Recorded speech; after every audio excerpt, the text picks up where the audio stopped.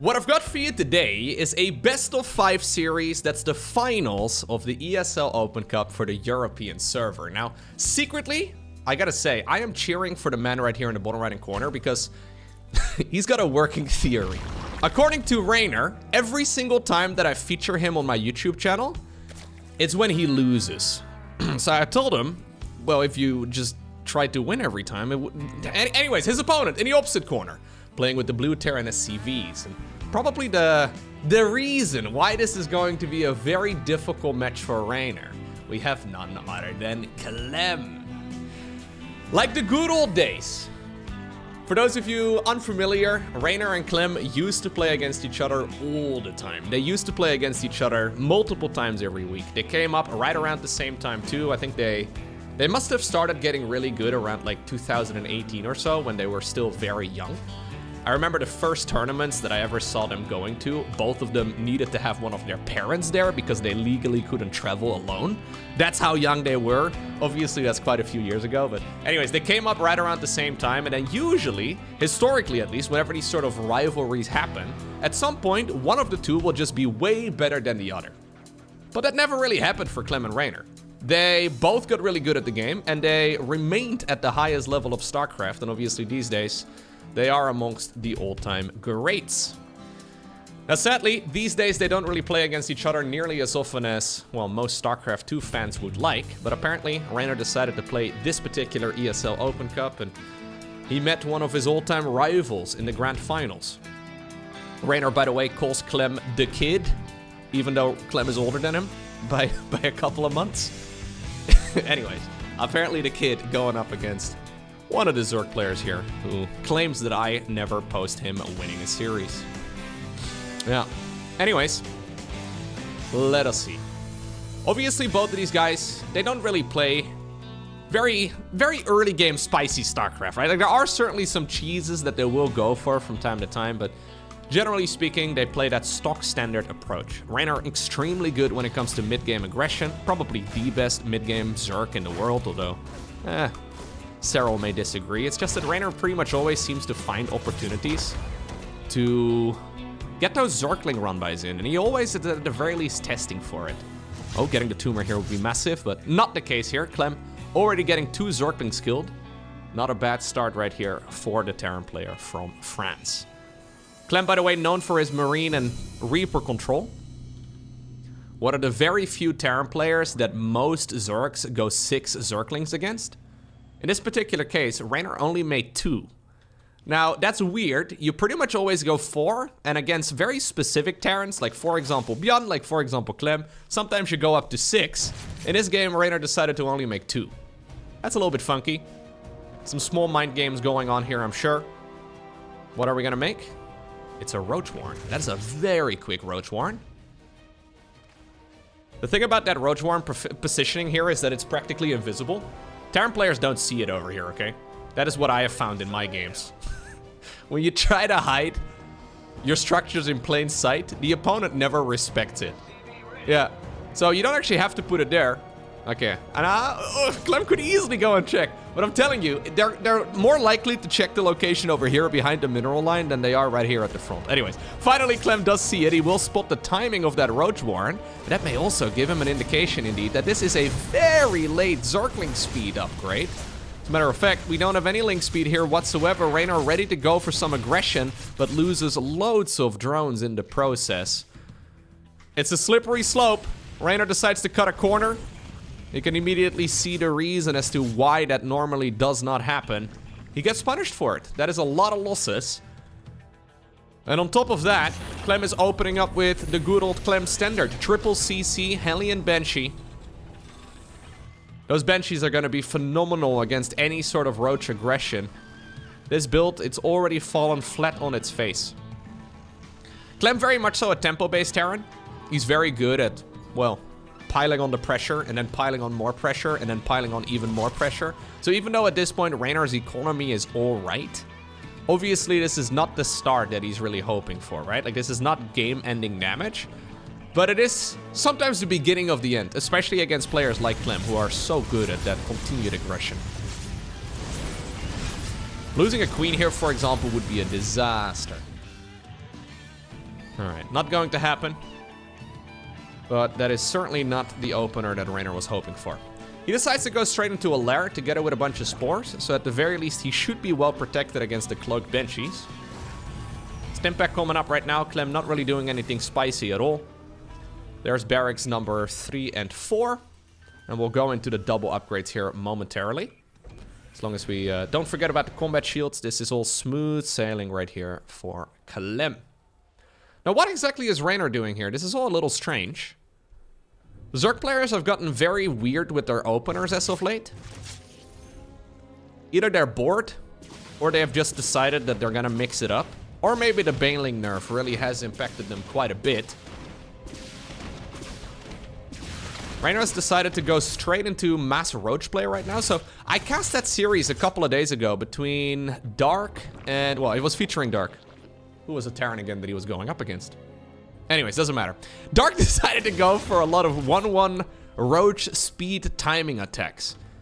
And those are the oldest timing attacks in the book. Like, those are the original Zerg timings. I think it was Pyong. Yeah. Anyways. Maybe that's what we've got going right here for Reynor too, as he does lose 8 additional workers. Beautiful control right here by Clem, really shoveling those Banshees. Here's 1-1. And I'm expecting roach speed with the next 100 gas. So the nice thing about that build is that all you really need is 3 base saturation. You go for 66 drones, roach speed, 1-1, and then eventually you just hit your opponent in the face when those upgrades finish. Either you hit him in the face when the upgrades finish, or you wait until you're maxed out. There is the Glio Reconstitution upgrade coming too, so maybe that is what Reynor has got in store for us. That works really well when the Terran isn't paying attention, and Bjorn in that series against Dark clearly was not prepared for it. I have a hard time imagining that Clem, who overall I would say is a better defensive player, is not going to be prepared for that sort of thing, but only time will tell. That is exactly what we have going here, although it will be an infestation pit on the back of this too, so maybe Reynor is planning on making around the drones. I mean, despite the fact that he's lost so many workers though, 17 drones have gone down in this game, because of him skipping that link speed and just playing a greedy game overall, worker-wise, he's still okay. Yeah, he's actually not just gonna go for the roach speed timing. No, he's gonna go into Stimpack, or the first upgrade right here that Zergs usually get, also known as Stimpack. He's gonna be going into the metabolic boost. And probably a hive. 2-2 upgrades though. Already started up at the perfect timing right there for Clem. He is going to be moving on over towards that 4th command center location as well. And this is smooth sailing so far right here for Clement. That being said though, yeah, I would have liked to see a bit more denying of the creep.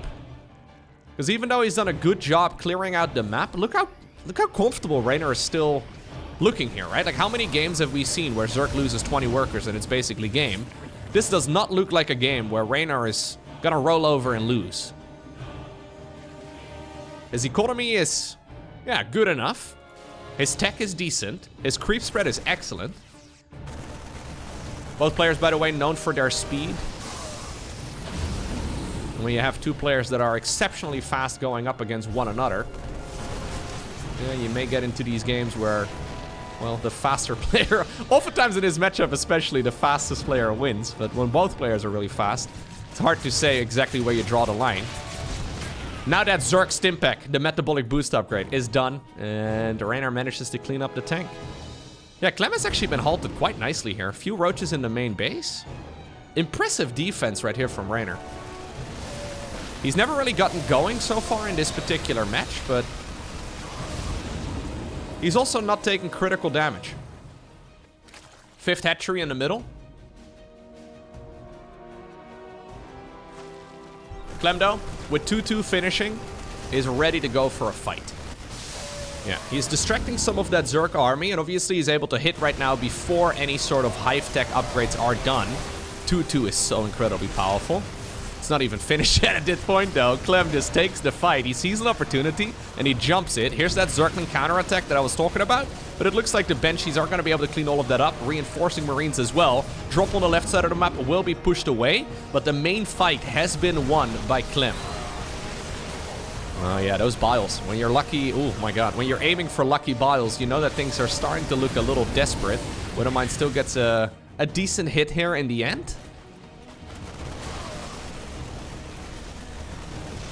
And this is looking like one of those games where you can trace the advantage of Clem all the way back to the first Hellions. Obviously, that's not the reason why he wins this match. Or at least he's looking like he's winning this game. I don't really see how Reynor is going to be able to get out of here. Although, there is light at the end of the tunnel, I guess. Lurker Den is coming. It's just that Clem is really good at constantly layering on the aggression. And the margin for error is still tiny. If he makes a mistake, this can still be game over. Ooh, Reynor decides to either make a mistake, but I don't think so. I think he's doing this on purpose. I think he wants to go for the double Lurker upgrades. Because he realizes where this game is going and he needs to put all of his eggs in one basket. Bio army moving in. Roaches are trading themselves out. Ooh, forcing the friendly fire right there with the Widow Mines.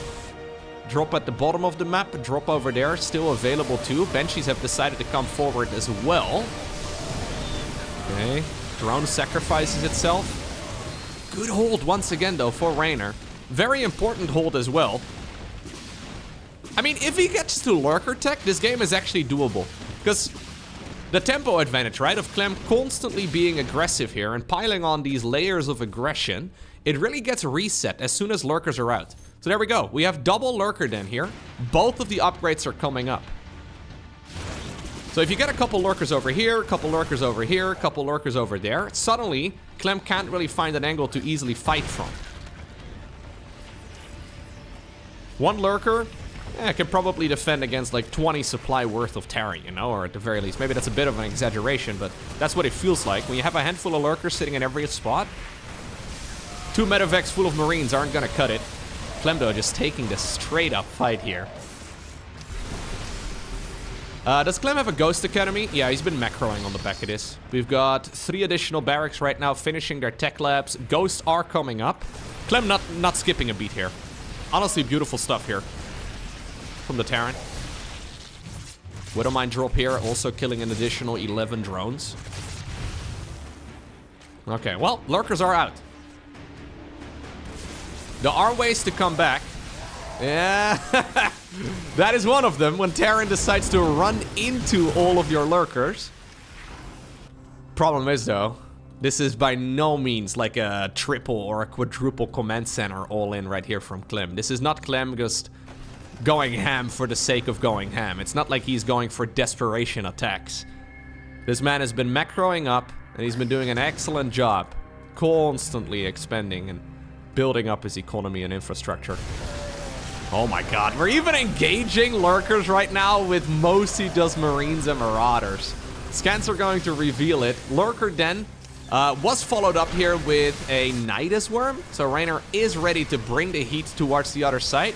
This hatchery is super dead as soon as he decides to breathe on it, and indeed it does go down. Okay, Roaches trying to get themselves replaced with some higher tier units, although we do have some reinforcing Roaches too at this point, because Reynor is starting to fall apart. Honestly, valiant effort though. The fact that he's still in this game already says a lot. But there's just no stopping this. Like, Clem is incredibly good in these scenarios.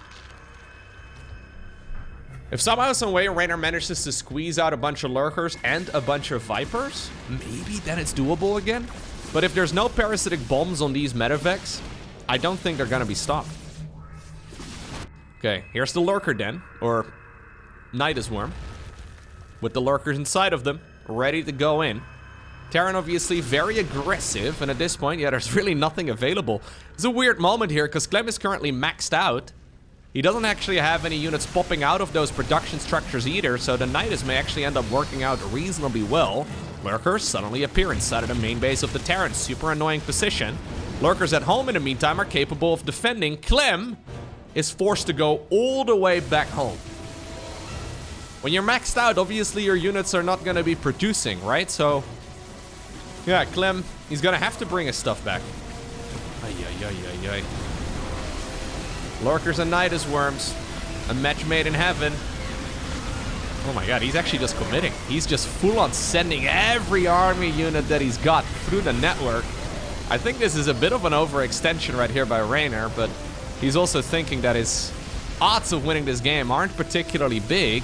Still though, very impressive effort here, getting so much value here at the tail end of this match. But ultimately, it's our French Terran who wins game number 1. Equilibrium is going to be game number 2 between these two legends. Classic Clem game. Little bit of aggression early on, reads that his opponent is cutting a corner, gets a bunch of drones, gets more drones with the Banshees, piles on the pressure with the drops. Solid effort right there by Reynor.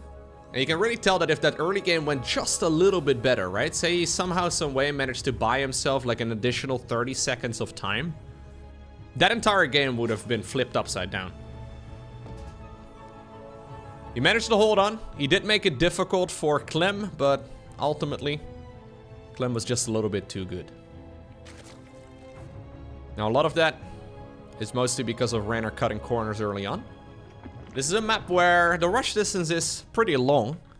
And because of that, usually a faster moving army is not a bad idea in general. There's, of course, also the golden minerals over here together with the rich Vespian Geyser. All in all, good map for Zerg. Certainly going to be Reynor's map pick. But we'll have to see. For this particular series, by the way, a couple $100 on the line. So not quite your IEM Katowice levels of money. But still a respectable amount nonetheless. Clem generally plays in these weekly cups quite frequently. Maybe not every single week, but he does play in them usually. Reynor very rarely does. Yeah, it's interesting. MaxPax plays every single week though. I don't think MaxPax has really skipped a weekly. Well, he skips them every once in a while. Obviously, MaxPax doesn't really communicate all too much in the StarCraft community in general. So maybe he's got a good reason, okay? Maybe he was feeling sick that week. I don't know. But yeah, generally speaking, MaxPax will play in every single one of them and win the majority of them too. Plus the North American one as well. MaxPax pretty much always plays in the North American variant. That one must start at an absolutely horrible time for him. And it must also be played with a significant amount of ping. But that's what he likes to do. Anyways. I wonder if that means actually that Reynor decided to... Yeah, one of these two must have already faced MaxPax. Either that or maybe MaxPax didn't play in the weekly cup this time. Nah, that can't be. There's no way that it... Nah, no way. Anyways, 4 Zerglings this time around, by the way. And no link kills. Already a better start for Reynor. If you want to trace it even further back than previous game, I was thinking about the Hellions killing 9 drones early on. But honestly, the first Reaper, it killed 2 Zerglings. That was the beginning of the end. Yeah, 2.5 minutes into the game, that game was looking rough for Reynor. Obviously. I'm just joking, but that was definitely not the start you're hoping for as a Zerg. Triple CC into a starport here once again from Clement. That's what he loves to do. Usually it's gonna be Hellion Banshee. Sometimes it's Hellion Liberator. Sometimes it's, well, something else. But triple command center into Hellion Banshee is very powerful, although we don't have a tech lab yet. Are we gonna start it right now after this Marine? Boom. Boom. No, we're not starting it. So then it might be a Liberator. Lovely little grenade there. Here we go again. Slow Zerglings, yeah. 1 queen inside of the main base. Evo chamber block, denied. Nah. Link speed is going to finish. Panic. Panic. All right. Don't lose another one. This is already a much better beginning, though, for Reynor. If he gets another one, that would actually be super nice. Yeah. Already a much better beginning, because 4 drones for 3 Hellions and a Reaper is not bad. Like, as far as mineral cost goes, maybe it's basically the same, but as far as, like, tempo advantage goes, it goes in favor of the Zerg very rapidly. Because those Hellions are not just used for killing drones, but they're also used for slowing down the creep threat. And at this point, Reynor is not gonna be halted in that regard very much. Liberator, by the way, is indeed coming. So this is technically a little bit risky against like a roach-based push. Like, for example, the one that Reynor seemed to want to go for in the previous game. But anyways, this will be okay. Liberator moving around the northern section of the map. Spore Crawler is coming. Okay, there's the lair. Will Reynor be going into a Baneling Nest? I would imagine this will be a standard timing on the Baneling Nest here momentarily. Ling Bane, very powerful unit composition. Usually with this timing of the lair, you will line it up in such a way that the Baneling Nest finishes when the lair does, and then you can go straight into the Baneling speed. In the meantime, the barracks production is coming on the other side of the map. We're making some additional add-ons here with whatever we can. Barracks can fly on over there and get some additional production. Command center is going to be heading on down towards the low ground once again. There are always many Protosses in the European ESO Open Cups. Yes, in general, the European server is very Protoss like friendly, I guess. Except for the very best players other than max specs. So if you go to like, I don't know, rank 150 to like rank 15 on the European ladder, I think more than half of those players are Protoss. But then at the tippity top, you have quite a few very good Zergs and Terrans. But in general, certainly a ton of great Protosses on the European server. It's just that in order to be winning tournaments, and in order to make it to the finals, you have to beat guys like, for example, Clem and, for example, Reynor. And there are some players that will be able to do that every once in a while. But, you know, consistently winning against the top dogs is tough, right? Like, you can, for example, expect somebody like Harstem or Gang Fu Banda or Christiana or whatever to occasionally win a series. But to consistently do it is not so easily done. Only really max specs seems to consistently win against the very best Terrans and Protosses and Zergs in the world. And Hero, I guess. But as far as Europeans go, yeah. Liberator aggression continues right now inside of the main base, together with a Widowmine drop as well as a Hellion run-by over here. Zerglings are set up. That Hellion run-by is going to get shut down easy peasy. Drop in the main base denied. Liberator ends up falling. This sequence of events is perfect for Reynor.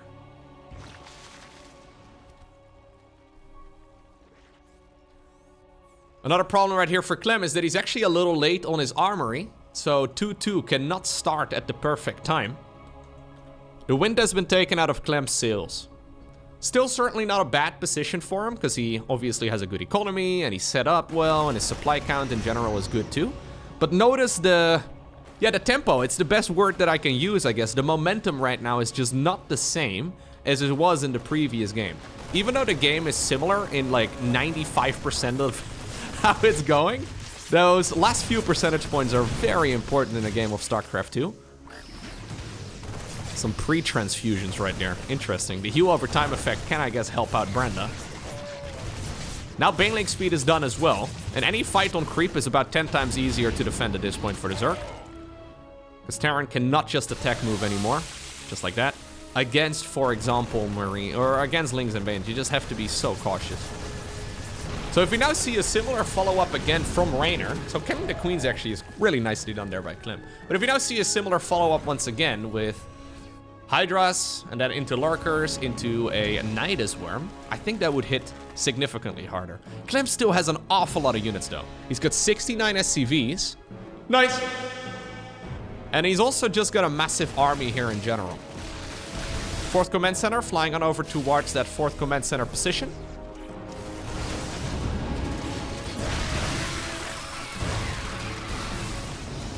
Okay. The number 69 is very popular in StarCraft 2 somehow. We very frequently see players idling at exactly 69 workers. Now, we did have the Terran adding on some more, but either I'm just glancing down at the bottom of the screen whenever that pops up, but I'm fairly certain a lot of players actually do halt there for just a moment. Alrighty. Infestation Pit coming up. Barracks in the main base, growing little tech labs on themselves. Do we have a Ghost Academy yet? No, we do not have a Ghost Academy. So he decided to go into 8 barracks before the Academy. So these are all very dumb Terran units. No Academy for them. Back in the day, they used to get other upgrades from the Academy. But I guess that was for the Terran Marines, actually. That wasn't for the Ghosts. The Ghost Academy is for the Ghosts. Yeah. I don't love these engagements, though, for Reynor. Yeah. All of these fights, Terran seems to be winning in isolation as far as resources go, but... It still doesn't feel like that solid of a game here for Clem, but it's looking a little bit better now than it did a few minutes ago. There's the Lurker then. Hive is coming. 2-2 just about to finish up here for Reynor. Italian Zerg trying to build up. Widow Mine. Big Widow Mine. Okay. Not quite as big as I expected. But not bad. That's what she said. And we do have the Marines pushing over here as well. Widow Mine's trying to just be as annoying as possible. Clem trying to carve a path, though, through all of that creep. Apparently, Reynor taking a page out of those Widow Mine's books. Oh, no. Oh, no. Oh, no. Ooh. Okay, well, they scanned and they shut themselves there, which is a little sad. They gunned at the Baneling that was on their feet, which, you know, if you're stepping on a Baneling, I don't recommend you shoot it. There's your little bit of advice. You know what, though? But Clem has managed to do really well in this game, considering his early game didn't really go nearly as well as the previous one. He's continued the aggression for such a long while that he's actually got a really good economy now. Securing the golden minerals is not easy. Sensor tower, yeah, we have a missile turret coming up. I think this will, a lot of it, come down to the defense he will have against the Lurkers. Because much like Bjorn, Clem is very good offensively, but his defense can sometimes be, well, not necessarily his strong suit, right? It's maybe not to like Maru's levels. Although he's a lot better at it these days than he used to be.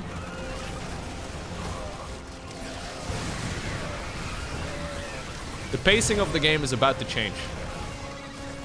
At least unless we don't see any Lurkers. We have 3 Infestors coming up together with 54 additional Lings. I thought Reynor was trying to open up some supply. I guess his problem here is that he doesn't have any gas. Really needs to take these gases here. There's a couple of empty ones, and taking those here is very important. There's once again the Nidus network, just like in game number 1. Clem pushing once more up north. Man, Clem is relentless. APM-wise, you can really say that... APM-wise, you can really tell that both of these guys are playing very quick.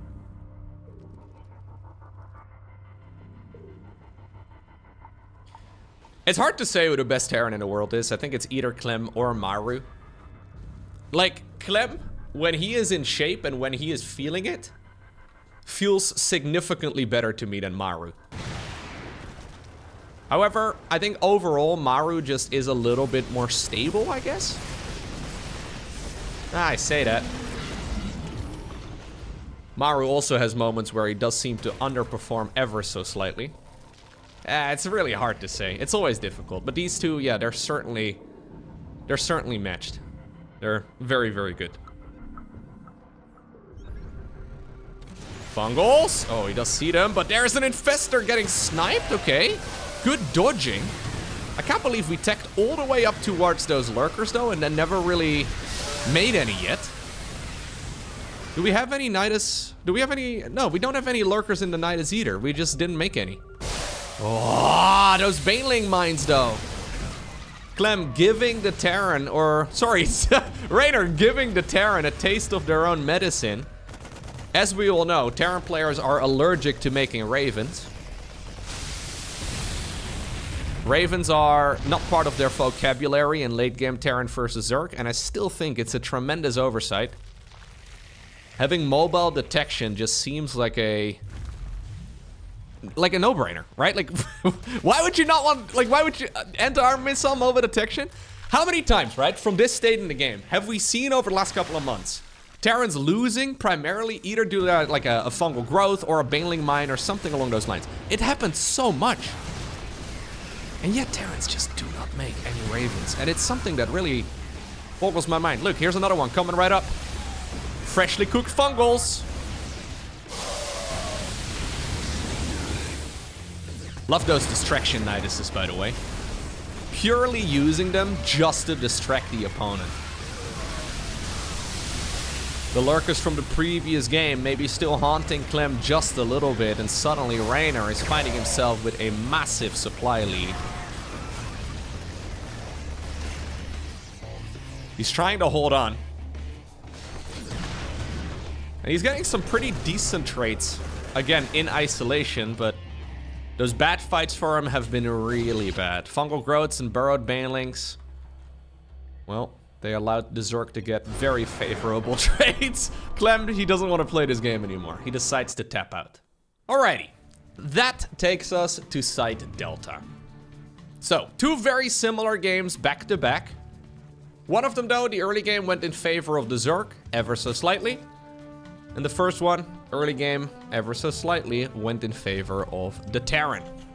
So what exactly do you do differently now? Do you make any significant changes if you're Clem, if you're Reynor? Probably not. There are, of course, some map-specific strategies that you can go for, but... I mean, for example, we saw Scarlet play Mass Hydra on this map. I believe it was this map, against Spirit and against a couple of other Terrans as well. Very fun strategy from Katowice and from a few other tournaments. I believe she also did play it in the Masters Colosseum. Anyways, that's a strategy I actually still want to go ahead and give a try myself as well. I know Reynor in particular, though, not a huge fan of playing Mass Hydralisk. I don't think he considers that to be a great build. Anyways, we do have a little bit of build order variety. Would you look at that? So it's going to be a very quick gas together with a quick spawning pool. So this is before the hatchery goes down on the low ground. Taking a wind out of Clem's sails early on would be quite nice. I guess if you can kill the very first Reaper, or at the very least force Clem to play defensively, that would be fantastic here for Reynor. But this does come at the cost of him slowing down his early game economy quite a bit. I'm assuming he's gonna pull drones out of gas. If he leaves them in, it could even be a Baneling bust on the back of it, but I'd be very surprised. I mean, this map may not be necessarily Reynor's favorite, but yeah, no, there's no way. He's gonna leave one in gas. All right, metabolic boost does start up. SCV scout does come across. So Clem, before the Reaper, will now see that this is a pool first. So judging right there by the timing of the hatch, he knows that this is a spawning pool first. And even though he doesn't know exactly what the follow-up is going to be here for Reynor and how committed he is, he's gonna hang around. And would you look at that? Reynor actually does leave the drones in gas. Really? He puts them back in. Are we gonna make a bailing test? What is the alternative? Well, Reaper is gonna come in. It's going to check. This Reaper scout could be massive. Just seeing the amount of gas that's been mined. I don't think he got a click on the gas, but he did see that there were still multiple drones in that gas geyser. That is a bit funky. Still decides to go triple CC. Really, Clem? So this is one of the most dangerous early game Zerg openers that you can scout as a Terran. And Clem looks at this, he's like, nah. Nah. It's fine. I'm not worried about this. Pulls the mule off. Small little detail right there the Terrans like to mix in at this level of play is to pull that mule away so it wouldn't die halfway to its return trip. Okay. It's, by the way, not a Baneling bust. So, Reynor going for a straight lair. This is like a 3-minute lair. Super early. What exactly are the options? Well, it could be Mutas. Could be Nidus. Could be Hydras. It's not gonna be Hydras. There's no way. Could be Swarm Host if he's feeling really spicy. But considering there's no Roach Warren or anything like that, I would imagine it's likely going to be a Spire. He is gonna go for a third base right now. No gases yet taken in the natural expansion. No additional queens either, so I don't think it's a Nidus Worm. Yep, it's a Spire. Okay. Now the gases get taken at about 12 drones right here on minerals. Okay. So, mass muta it is. Mutas in general, not a very popular unit right now either. We do see it on some maps. For example, on like Raduset Station, it seems to be a relatively popular unit for Zergs to go for, but overall, mass muta is very flimsy. I feel like mutas are not really an option until you get to like, I don't know, 400 or 500 average actions per minute. I wish I was exaggerating, but it really does feel like if you are at like 300 APM or below, you're probably not fast enough to play Mutalisks. And that goes for, well, 99.99% of the StarCraft 2 player base. They're a unit that's really good if you're actively using them. But even when you're really good at controlling them properly, it's still so easy to mess up. They're flimsy. They don't particularly deal a ton of damage, but they are really good at grabbing that map control. Oh, okay. He's trying to create a line of Zerglings there. Good control by Clem as well. I love what he was trying to do. Clem now sees what he's playing against, which is huge. Reynor goes for 6 mutas. I feel like Brenda's big toe is within the circle, but apparently not. Alright, 7 mutas it is. So, very soon, at least in theory, Clem is going to be forced to play defensively.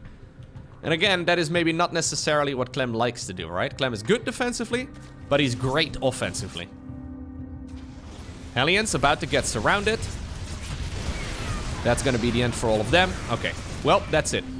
Reynor gets to decide the pacing of this game. He even goes for the +1 flyer upgrade. Purposefully wait for the Terran units to disappear before he starts up that upgrade. If, well, Clem would have picked up on it, he would have known that this is mass muta. And against mass muta, you may be thinking about, for example, a Thor or something along those lines. Either way, missile turrets have been set up plenty ahead of time. And I don't think there's really a whole lot of openings here for, ooh, careful, for the Zerg player. He decides to just, yeah, straight up run in, but good movement there by Clem. Good crisis management, and this is what I'm talking about. This is the fastest Zerg in the world. I don't like that. I don't like that engagement. Apparently Reynor does, but it's 2 mutas for like 2 marines. I think that's a trait that Clem will make any day of the week.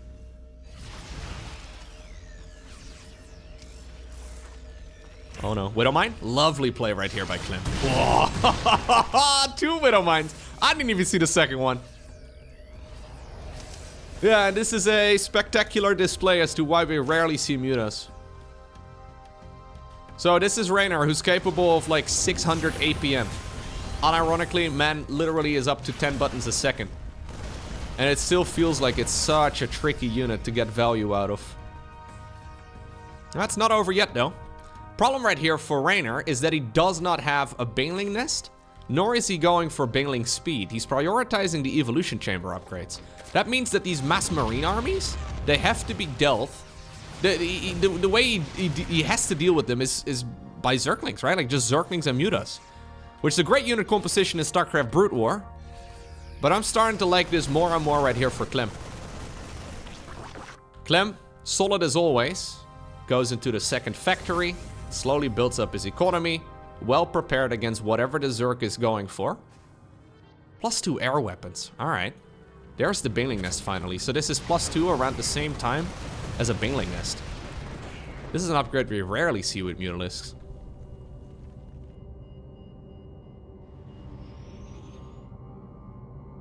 Now where it goes wrong for most young aspiring Zerg players, aka everybody below, well, the professional level, is that at some point, the mutas are not paid attention to, the marines swoop in, or you accidentally fly them over a group of marine. No. All right, if that was me right there, I think I would have lost all my mutas, and then I would have seen them as they all died. Like, I would have switched back to that control group right as every single one of them died. Right? Like, it's just such a, such a flimsy unit.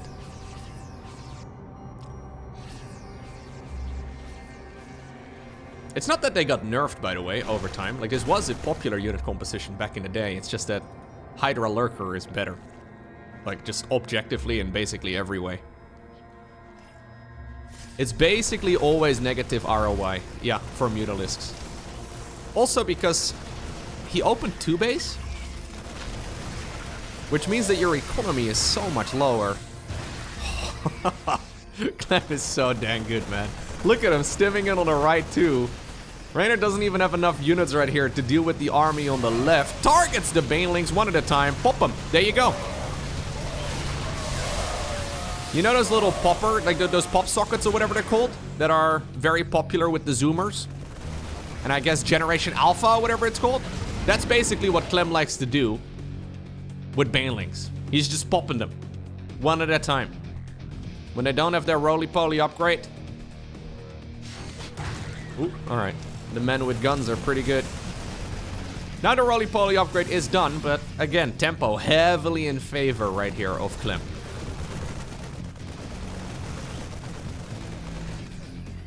Very easy, of course, as well for the Terran for this to all go horribly wrong. You engage with your entire Marine army into a bunch of banelings and you don't pay attention. That is rough. Mutas go in for the counterattack. At this point, there are enough Mutas to apparently one-shot stuff because we have +2. It's just that there's nothing available here to properly deal with all of these Marines. I mean, there's a lot of banelings here. This army is going to have to get something done. A literal minefield out here, though. Great splits right there by Clem. Loses a bunch of his SCVs at home, but reinforcing Marines and mines are going to be able to make short work of it. The Terran Bio Army hits his opponent in the 3rd base. And game number 3 goes in favor of Clem. Solaris is going to be our 4th map for today. Match point right here for Clem. He decided to go for an SCV scout into a Reaper, into a Marine. I'm fully assuming that this will indeed be a triple command center opener right here for Clem. I mean, Clem basically does the same thing with very small deviations every single time. But this is one of those builds that doesn't really have any real weaknesses. You go for this opener as Terran and you execute it really well. Assuming your micro is up to the task, you don't really take a lot of early game damage. Ooh. So easy to mess it up. If you don't take a lot of early game damage, you're just off to a flying start, and you can still keep the Zerg player occupied. So, triple CC once again. I'm assuming there will be a starport. Starport man. You're the starport man, go. Okay, we're gonna go Hellions first. Fine. And then we'll go starport man a little bit later. Starport, starport, starport man. There he is. My favorite superhero. Okay.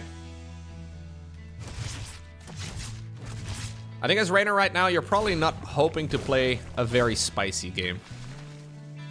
Yeah, triple hatch into a good old Ling speed, something along those lines, really powerful. Maybe 1-1 upgrades before lair. That is, I guess, one of the options.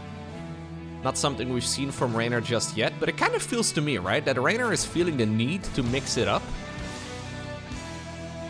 Because in a straight-up game, Clem just seems to be one step ahead. At least I'm kind of getting that vibe right here from this series. Reynor is feeling the need to try and play the haha strategy on his opponent. I got you now! You didn't expect my mute, right? Like, there's a couple of decisions being made where Reynor is not necessarily avoiding the straight-up game, but he's also not embracing it in the way that Clem is.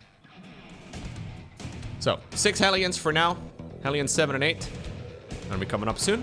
Stimpak into a Liberator. No Banshee shenanigans. No mech shenanigans or anything like that either, because we do have a 2nd and a 3rd barracks starting up right now. Hellions are harassing the northern section over here, but the creep has moved forward quite nicely. I actually don't know what the win-loss ratios are on this map. Let me have a look. Solaris. This map, yeah, really good for Zerg, I was gonna say. So at the tournament level, oh, actually hold that thought, the Queen's in a lot of trouble. Okay. This is one of the maps that gets vetoed a lot. Okay, this is a really good exchange right here though for Clem. Yeah. Wow. Can't really hope for much more. Liberator in the meantime. Okay, does get... We just saw the little bits right over there. Just falling to the beach, but Liberator does get killed. Still, not terrible value. 4 queens at this point in the game is actually kind of absurd. Reynor immediately remakes a bunch of them, but that is costly.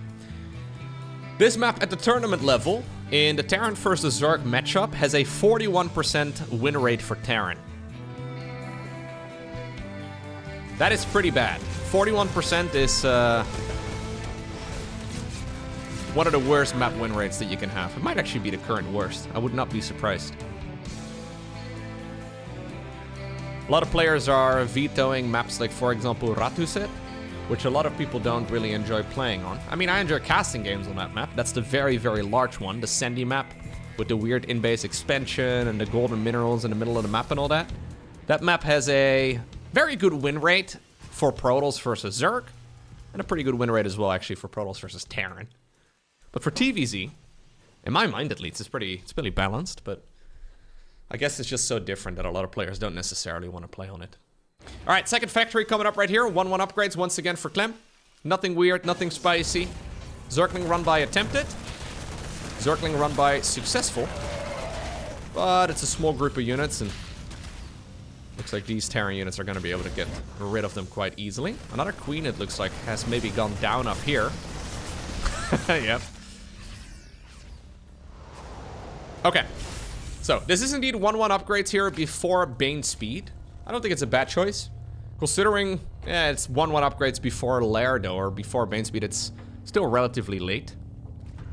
Still, not a game where Clem is off to a flying start. And creep spread is once again looking pretty solid right here for the Zerg.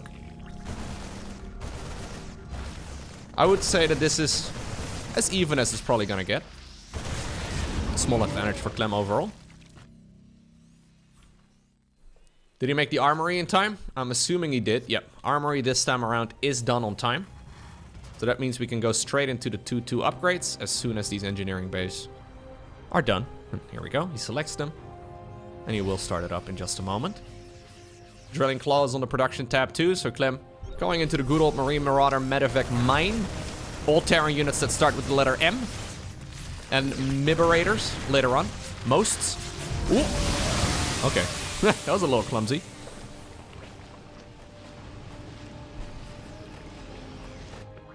Hydra then together with an infestation pit, so Reynor will probably be making that transition towards Hydra Lurker again in just a moment. Hydra Lurker with a bunch of Nidus worms inside of the main base. Mess CVs. Right, any unit with the M. Moment Center. There's people inside of the Moment Center that are piloting this. Absolutely.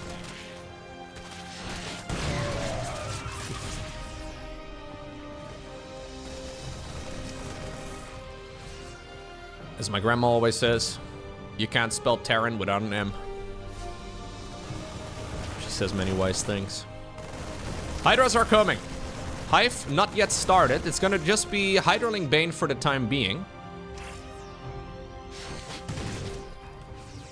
Hydraling Bane, very handy of course, but there are certainly good Terran unit compositions against that as well. Now that the Baneling is not quite as strong. Oh, beautiful engagement right there for Clem. Oh, great targeting, man. The guy is so fast. These fights are insanely good for Terran. These individual engagements can flip the entire momentum of a game. That was perfect. Perfect engagement right there for Clem. Woo, beautiful. Look at this. No cancel on that base. Suddenly, when the game was pretty much dead even, Clem is finding himself with a gigantic advantage. What did he do? Well, he microed really well. That fight was actually insanely good. Creating advantages or tempo leads in the mid game is not easily done. Usually those advantages are created earlier on. Like for example with the Hellions or the Banshees or whatever, right? Maybe the Zerg going for a strategy that doesn't really work. Creating that mid-game advantage and that speed advantage is very tricky.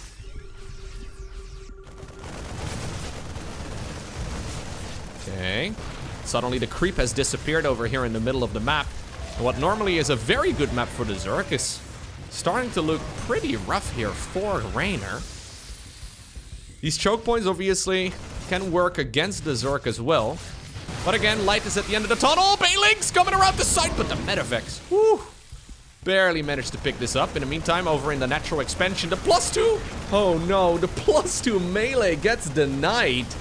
Second upgrade, well, there's nothing researching there. Well, the +1 just began for the missiles, but Clem doesn't know that. He shuts down both of the evolution chambers, taking even more wind out of Reynor's sails. Okay, we've got ourselves continued aggression over here in the middle of the map. Lurker then is done. So maybe Lurkers can slow down the advancement right here of this Terran army. But if it's up to Clem, he is gonna dance on the edge of creep here the entire game long. It is important not to overextend. Yeah, those Widow Mines are betraying the Terran as much as they're helping. Targeting a bunch of the Banelings again.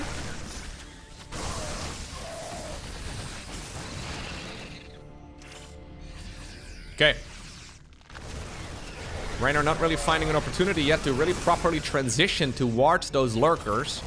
He probably believes that he needs to have the upgrades done before the unit is even remotely useful. And you can see that Clem is just not letting his foot off the gas at all. He's ready to make a transition towards Ghosts, but he is going to try and see if he can win the game with Marine Marauder Medevac Mine. One of the upgrades was forgotten in the heat of the moment. It is important that Clem picks up on that. He's still fighting over here in the natural, by the way. Apparently he managed to snipe that hatch even. That's pretty nuts. Sees exactly where those Evo chambers are located too. May come in handy in a moment.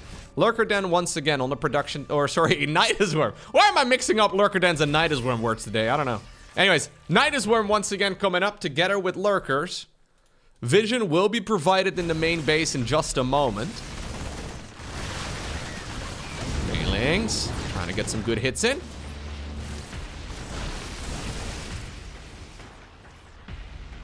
Clem does have a Ghost Academy. He should be ready to make Liberators, but he hasn't done any of that just yet. The thing is, he's playing against Lingbane Hydra, and against that unit composition, you don't need to get fancy. Soon though, he will see the Lurkers, and that may be the cue for him to start producing some higher tier units too. Reynor doing a great job holding on. Widowmine decides to burrow right next to the worm. Retargets about 17 times, but you know what? This is really lovely for the Italian Zerg. It slows down the game so much, right? If anything, right? Immediately Clem leaves. If anything, this takes a ton of APM to clean up. Like I said, Clem never committed to going into the Ghosts yet. So that means that these armies have to be cleaned up with relatively low tier Terran units. And now suddenly the Lingbane Hydra is going across the map. 14 SCVs fall. Reynor behind in supply for a long while already, but he's making the best of it, and he's finding himself some really good advantages. Nidus Worm in the back of the natural, not going to happen as the Marines on the high ground will gun it down. Nidus Worm at the front right now as well, is allowing those Lurkers to get into a really good position. Lovely play right here by Reynor. Okay. Banelings connecting over there. Worm in the main base, once again creating a distraction. Overseer did fall though, so that Overseer going down does slow down this Zerg shenanigans by quite a bit. But now the expansion here for the Terran is gone, and suddenly Clem is up with his back against the wall. Nidus Worms continue in the main base, because even though the Overseer is done, its kid is still wandering around.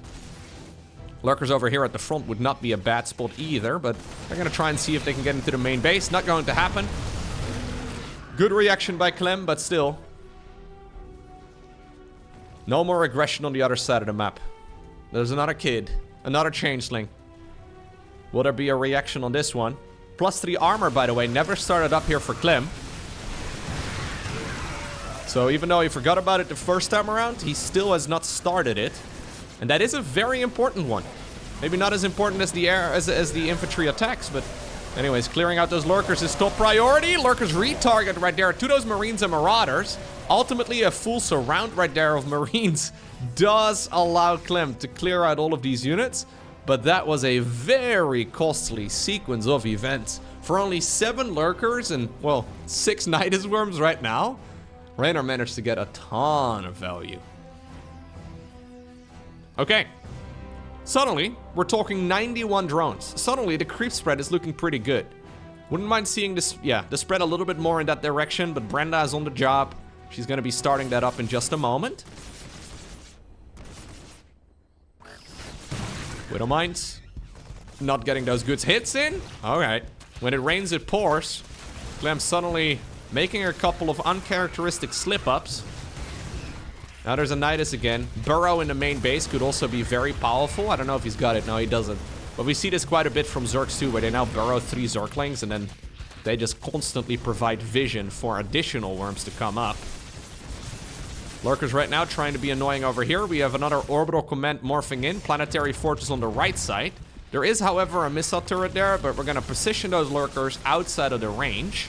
In the meantime, though, the Marines, Marauders, Medevacs, Mines in the middle of the map, together with a Ghost. At least there used to be a Ghost. Trying to clear out those Lurkers, but you can see that it's so tricky. Yep. Clem could have been at Ghost Tech already. He could have been at Lurker Tech and Lurker Counter Tech, rather, right? Be it at Liberator or whatever. He could have done a bunch of different things to counter those Lurkers before they were ever out, but he wanted to win the game before it ever got to this particular spot. Now suddenly, Reynor is in the driver's seat. He gets to decide exactly what's going on, and the pacing of the game has been set at a very high tempo. In the meantime, no counterattack here by Clem.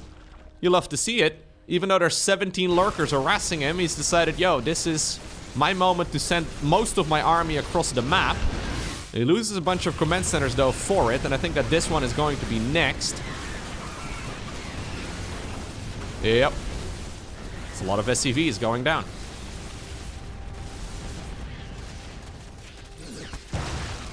Okay. Supply-wise, though, still a good game right here for Clem. He's finding himself at 200 supply right now versus 180 from the Zerg. This base over here at the bottom of the map gets scanned. For Clem, though, it may be a bit of a costly moment when he realizes that there is already an expansion south of the one that he just checked for.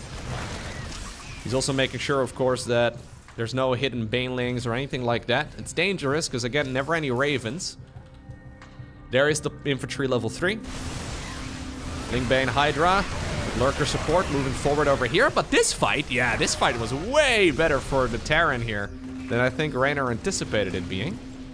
Widow Mines being set up in very annoying positions for the Zerg to clean up. Lovely play, of course, by Clem. He's now decided to go to the far left of the map, and he's going to be able to not only get the hatchery, but it looks like he will kill all of the drones here as well. Fully upgraded bio, not messing around. That base falls in just a few seconds after those Terran units turn their guns. Lings and Hydras just about to get a bit of a damage improvement. Lurkers too. Lurkers will go from dealing a shit ton of damage to a shitter ton of damage. Funko growth over here. It's always funny because it feels like missile upgrades for Lurkers are basically irrelevant.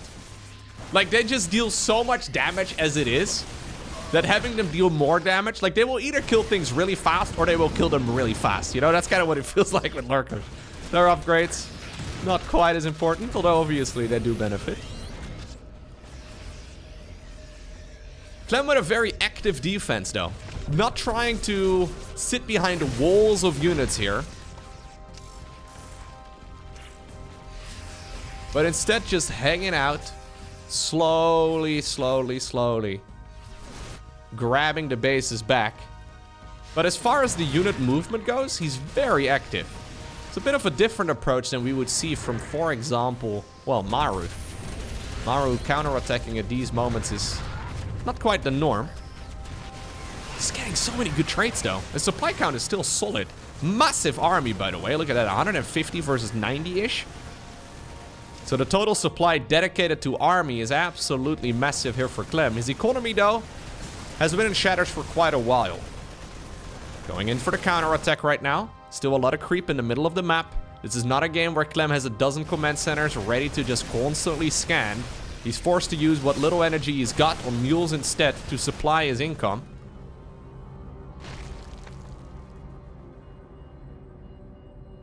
Okay. Empty medevacs moving on over towards the right side of the map. They have been tasked with helping out this squad of Terran units. Fungal over here. Okay, a couple of the Marines and Marauders misrallied there, but good control here, all things considered by Clem. Lures them into one of those Widow Mines. Base at the 12 o'clock position, by the way. Snuck around. Reynor doesn't know about it. Reynor does not know about that base. Loses more Lurkers over here against Marines, Marauders, and Medivacs. That is not usually the counter that we have against Lurkers, but... Okay, now this base does get spotted, but the Planetary Fortress is going to turn itself around as well. Widow Mine's helping out with the defense. In the meantime, okay, Clem has got his eyes set over at another expansion. His entire army is away from that base that just got attacked, but this isn't a critical base right here for Reynor.